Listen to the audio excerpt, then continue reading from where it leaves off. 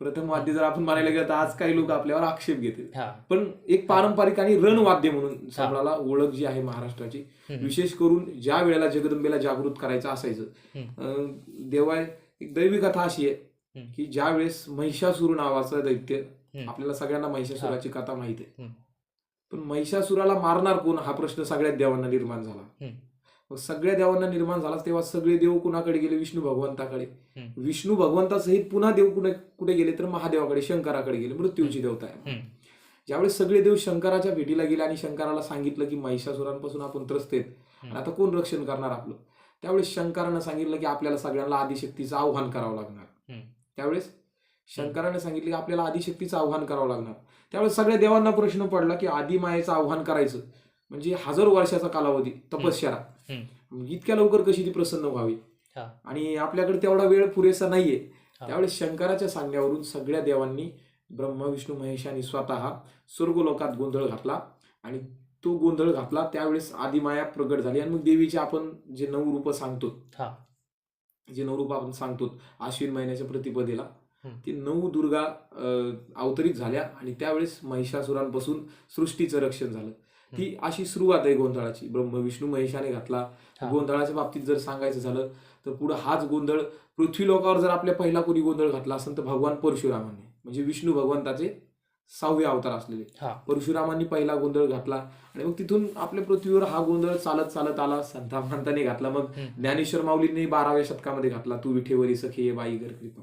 आता तो गोंधळ आपण ऐकलेला आहे. पुढे मग एकनाथ माऊलीने घातला, तुकाराम महाराजांनी घातला, आम्ही गोंधळी गोंधळी आमची गोंधळी.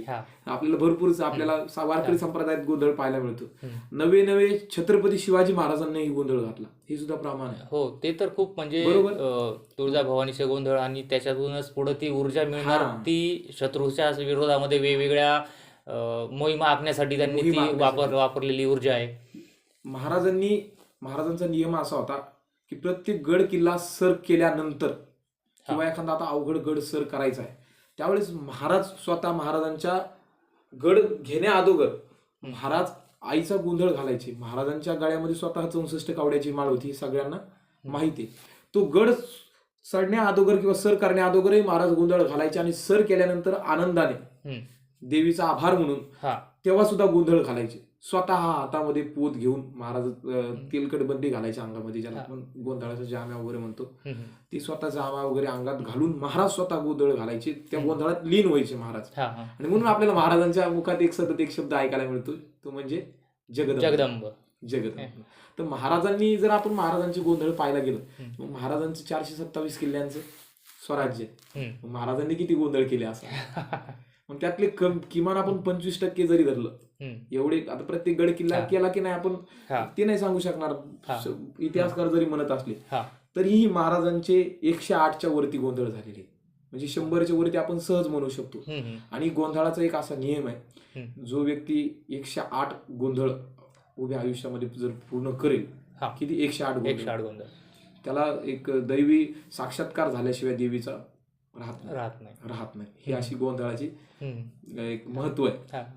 त्यावेळेस महाराजांना आपण महाराष्ट्रातला एक सर्वश्रेष्ठ जगदंब भक्त म्हणून आपण महाराजांना ओळखू शकतो. कारण की महाराजांनी त्या जसं आई जिजाऊ आहे आणि जर जगदंबाच आपण पाहायला गेलं तर काही लोकांची सायन्सची भाषा आहे, जगदंबाच जर आपण पाहायला गेलं तर आपल्याला आई जिजाऊच्या पलीकडे तीच जगदंबा म्हणावी लागेल. येस, खूप छान पद्धतीने तुम्ही कोरिलेट करून सांगितलं.